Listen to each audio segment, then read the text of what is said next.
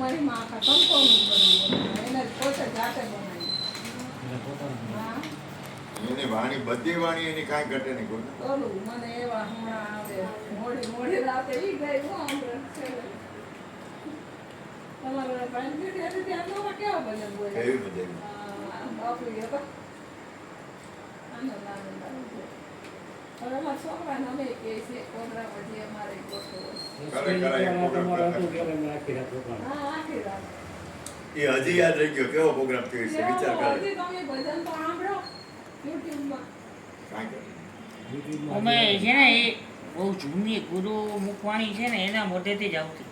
આ બધા તો 10-15 વર્ષમાં નવા ભૂખ્યા છે. સંતોને જીવતા રાખ્યા હેમંતભાઈ. હેમંતભાઈને ધન્યવાદ. ક્યાં અવતારી પુરુષ તો એને પદ્મશ્રી એવોર્ડ ક્યારે મળ્યો હોય?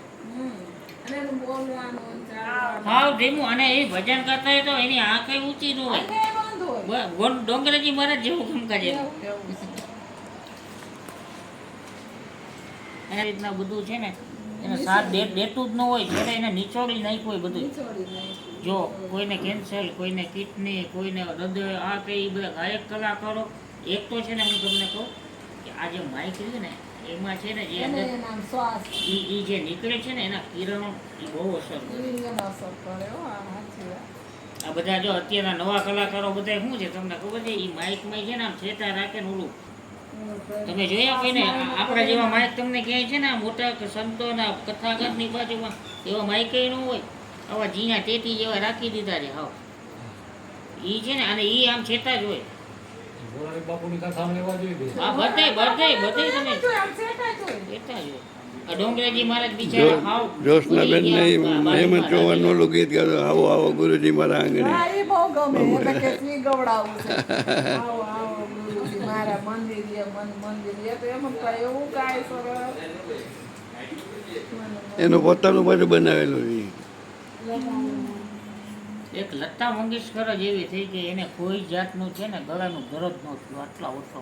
નકર એને કાંઈ જેમ તેમ ગીતો ગાય. એને નગર દુનિયામાં વર્લ્ડમાં નંબર 1 હિંમતભાઈને એ આશા ભોસલે એની બેન લતાબેનને હિંમતભાઈને એટલો સંબંધ છે. એટલે મળવા ગયા. એમને માં એને છે ને બે ગુજરાતી પિક્ચરમાં ગીત ગાયા છે હારે. તમને ખબર છે? હા, એ બહુ જ આપણા સંબંધ છે. ગુજરાતી પિક્ચરોમાં ચલચિત્રમાં એ બે હારે ગીત ગાયેલા. છેલ્લે એ મળવા ગયા હતા. બેનો હતા ને ત્યારે. એ આમાં આવે મોબાઈલમાં આવે છે.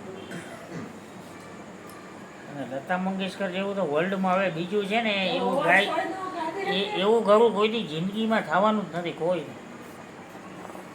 પણ એને જે છેલ્લે શબ્દ કીધા એ બહુ કીધા હો. એ જે આવો પથારી વસ હતા એ કે મારી પાસે આમ ગામ સામ બધું છે છતાં અત્યારે હું વ્હીલચેરમાં બેઠી છું. મારી ઘરે 10-15 ગાડીઓ છે.